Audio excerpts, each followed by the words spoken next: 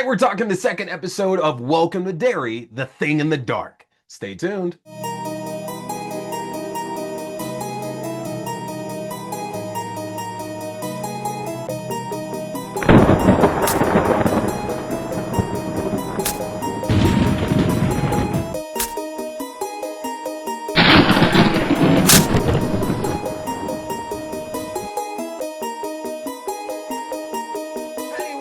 Everybody, welcome to the show. I appreciate you tuning in for another brand new review. Tonight in reviews, we are talking the second episode of the HBO Max show, Welcome to Derry. We're going to be talking episode 2, The Thing in the Dark. And while we are going to get an episode recap, the 5 things that we're going to focus on here tonight for this episode.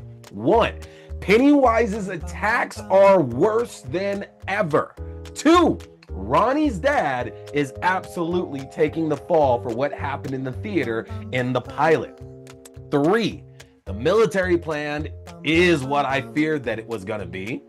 4, holy shit, that Ronnie birthing sequence and the supermarket pickles scene. And number 5, Phil's cereal box didn't rot in the supermarket. So we got some juicy stuff to talk about with y'all here tonight. And before we get into all of that, of course, make sure you're hitting that subscribe button, hit that follow button no matter where you are tuning in. Got a lot of great horror content up on the channel, a lot of really good stuff coming up that I'm gonna tell you about at the end of the show. But let's not waste any more time and dive right on into things. We are talking episode 2, The Thing in the Dark. So, the episode starts with a replaying of the events at the end of the first episode in the theater when the Winners Club is attacked by Pennywise, but this is coming from Lily's perspective. And after that, we get this fantastic opening sequence for the show. Now, we only have had these first 2 episodes, so I don't know if this is a sequence that is going to be changing with each subsequent episode. A lot of TV shows these days don't really put the production value into an opening, and some of the ones that do end up changing it every single episode. So there's no guarantee that we're going to hear this like really catchy song and creepy but fun visuals that we have in this opening, but if it's the only time we're getting it, damn if this wasn't a really good one. I really do hope they bring this opening back here for the rest of the season. And some of you are probably saying, of course they would. Why would it not be coming back? But again, if you watch a lot of TV like I do, opening sequences are such a thing of the past. In a bad way, in a very, very bad way. I wish we got them back, but I know that's valuable real estate and a lot of creators don't want that in there so they can get more time on screen with their story. But I digress there.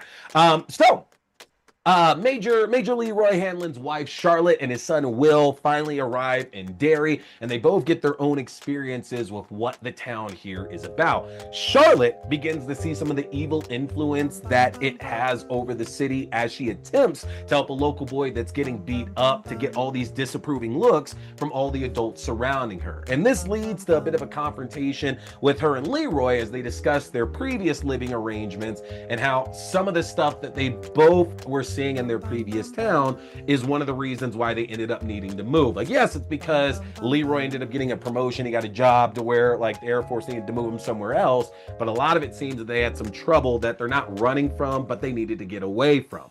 And with their son, Will, we get to see Will go to the school, same school that Lily and Ronnie are at as well, too. His first day ends in detention as he's blamed for a smoke bomb that gets thrown by somebody else. But this helps Will kind of get initiated to a lot of the other characters that are running around here in Derry.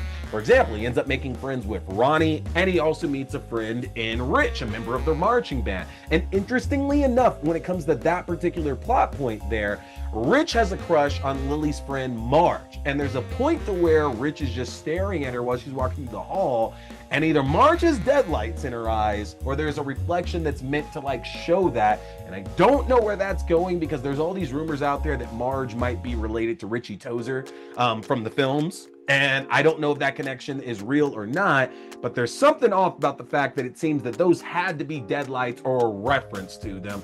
Find that Lily and Ronnie are at odds over the events of what happened at the theater. Ronnie's dad is basically being held responsible for all the deaths, and the police chief tricks Lily into eliminating his alibi, and Ronnie blames Lily ultimately for her dad being arrested and likely going to end up going to prison for this. But that's not it.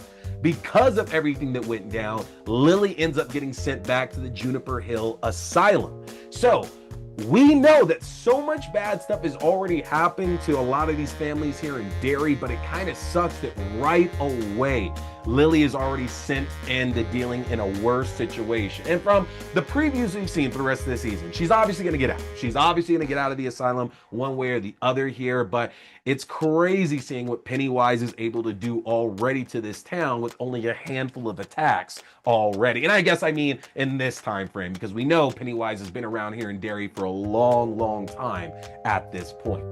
Now back over to Leroy. Leroy discovers that the attack in the previous episode was actually an inside job that was set up by General Shaw in order to test him to make sure what they heard about Leroy is true, which was in a battle that he was in Korea, he had a damaged amygdala that basically took away his ability to feel any kind of fear. Now, if you're in Derry and you're dealing with Pennywise, obviously not being susceptible to fear is a really, really good ability to have, because that's what Pennywise feeds on, besides actually killing the children, is that Pennywise feeds on that fear. And if he doesn't have that fear, it takes that power away. So this equips Leroy to be the right man to be a part of this assignment. And what this assignment is that General Shaw and the military are looking for a way to face off the Russian-Cuba missile crisis that's sprouting up. They can drop nukes at any time on any American city, and they seek to do that by finding a weapon that instills fear. We know what that weapon is, obviously. It's Pennywise. So, at the end of it, Dick Halloran is able to help the military track down a car that's filled with bodies and Tommy guns that is likely going to help them get closer to discovering Pennywise. So a lot going on here in this episode, but let's talk a little bit about those 5 points that I brought up that we want to mention here from this. First of all, Pennywise's attacks are so much worse than what they were in the It films. You know, in chapter 2, I'm not saying that Pennywise didn't do some dastardly things to the Losers Club or to the other kids that were outside of Losers Club that he killed and like tormented. I'm not saying that in the least bit, but I feel here that these attacks here in the early 60s, they're even worse because the surviving victims are left with so much scrutiny that they're now being tormented a second or even a third time at this point here for everything that's going on. We know in the early 60s, race relations plays such a big, big part everywhere across America. And in Ronnie's case here, after seeing everything that went down at that theater, what is she going to do? What is she going to actually do? Is she going to tell the police that some monster killed all these kids that she just met in the theater and her and Lily barely got out alive? That's not going to do anything good for her. She's going to end up in the Juniper Hill Asylum. And on Lily's case, Lily just got out of that asylum. Saying something like this is just going to reinforce the fact that she's crazy and get her sent right back. And what ends up happening even when she doesn't say it, she still ends up back in Juniper Hill Asylum. So there's something about Pennywise's attacks that we've seen here in these first 2 episodes that just seems so much more cruel and so much more meticulous as a way to torment at least these kids so far that we're seeing in the show. I love it, but I also feel so terrible for them, especially because we know, unfortunately, y'all, it's not a spoiler, they're not going to beat Pennywise. They are not going to solve this crisis at all. So the only possible thing that come out of this here is that hopefully they get to move away and find a life outside of Derry, Maine. Who knows if that's likely to happen. Ultimately, I think a lot of these people are going to be dead at the end of the season. We'll see. Second point, Ronnie's dad is taking the fall for this. So again, the issue here that we're really having is that it was naive of me especially to think that after the Winners Club got killed off in the pilot episode here that there wouldn't be any kind of fallout. I mean, think about it. How many TV shows and movies do we all watch to where like a death happens or something crazy happens and then we're not worried about what the police do afterwards? Who are they blaming that on? Is that the police chief is basically forced into having Lily not lie, but tricked into saying something that ultimately means that there's a possibility that Ronnie's dad was behind these deaths, and he ultimately gets arrested here for the deaths that happened there at that theater. And it's heartbreaking because, again, no matter what ends up happening here, I can't see a happy ending coming to most of these characters. And with the military being involved now here with Pennywise, that makes it even worse, because ultimately it's one thing if Pennywise is doing it, but I can't believe for a second that the military is going to allow Ronnie's dad to not accept the blame for this here, because otherwise there's going to be eyes going into their project. So I don't know how we're getting a good ending here for Ronnie's dad, and it's terrible, terrible, terrible to think about. But speaking of the military, the plan is exactly what I feared it was. There were rumors coming out before the show that the military was basically looking to harness Pennywise and use him like to fight back again in the Russian-Cuban Missile Crisis. I get it, the timing works out and everything. I'm just not particularly excited about it because it's a bit of a rehash from what we've seen in a number of other popular franchises where they're looking to use this monster for their own means. I mean, hell, we could take Friday the 13th, honestly, and if you think about Jason X, the fact that the government was seeking to use Jason Voorhees as a weapon for him in the beginning before, it all went to shit because Jason is Jasoning.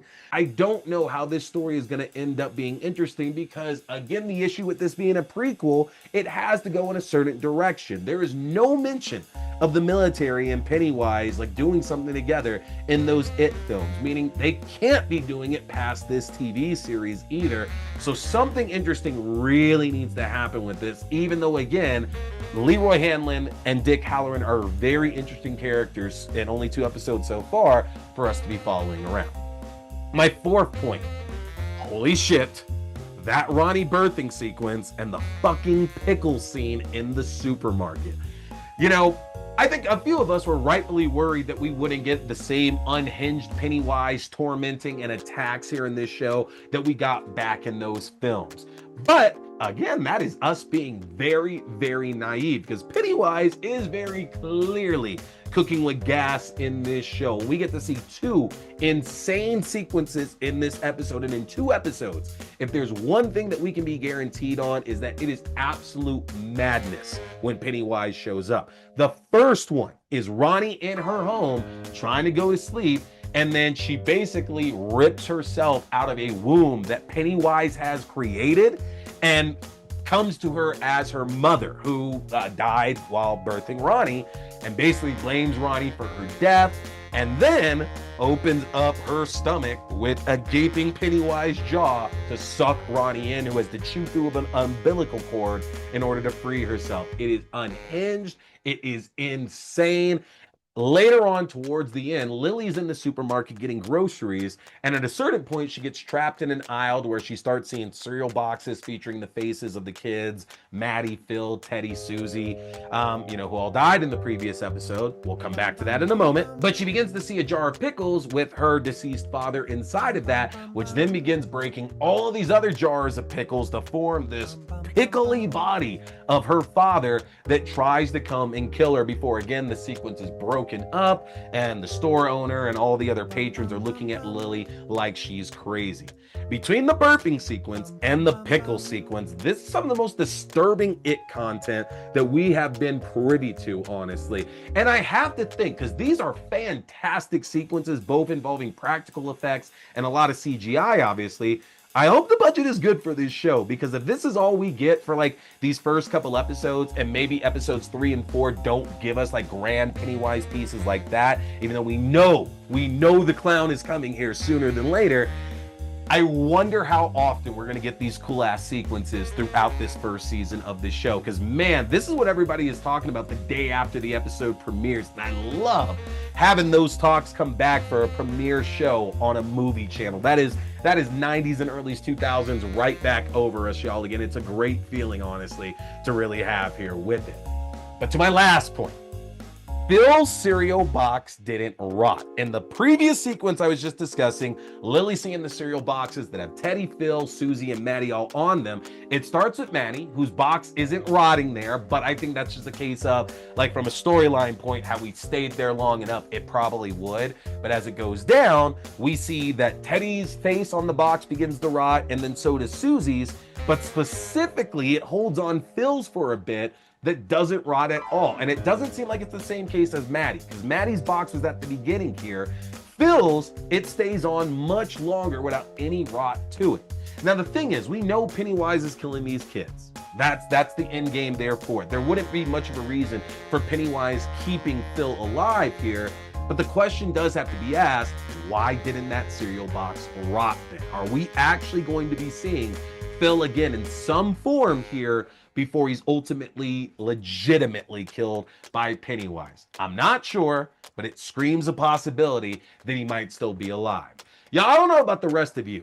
I am enjoying this show, even with some downer parts to it that I don't think are ultimately going to work out. This is a great continuation, and that's really what it is, of the It story that we know. I am so excited to see where this keeps on going. So I want to hear about this from you guys in the comment section. I am recording this here on Saturday the 8th, so it's a day before episode 3 comes out. I'll have my recap of that a little bit sooner than I had this one out here. But let me know in the comment section what you thought here of the second episode of the show. And of course, get subscribed to my channel, as that is the best way to stay on top of all the horror content I'm going to be dropping here for you guys. You can do that by going to linktr.ee/T-Scary-Movie. If you get subscribed, that's going to be access to the YouTube page for the video versions of the show, your favorite podcasting platforms, the audio-only versions of the show, my Letterboxd page for written reviews and movie rankings throughout the year, my TikTok page for shorter horror content, including reviews, premieres, and news, my Twitch page for horror gaming, including Phasmophobia, and my Fangoria shop page where you can enjoy a 20% discount off anything in the Fangoria shop. Take advantage of all that, y'all. Hit that subscribe button, hit that follow button, no matter where you are watching or listening here to this review. Coming up for y'all, I'm going to be dropping my review for Queens of the Dead on Sunday the 9th. Then later on here in the week, folks, I'm going to be dropping reviews for Dogma. Yes, that Dogma. And we're finally going to get into the Talamasca. We're going to actually talk the first 4 episodes because I am so behind there. But hey, it makes it for an easy recap for some of y'all who are interested in this universe there. So that is going to do it for me tonight. I appreciate y'all tuning in for another review. Make sure to hit that subscribe button, hit that follow button. We are following Welcome to Derry all season up until mid-December when it ends its first season. But that is it tonight, y'all. My name is T. We've been talking scary movies. Stay scared.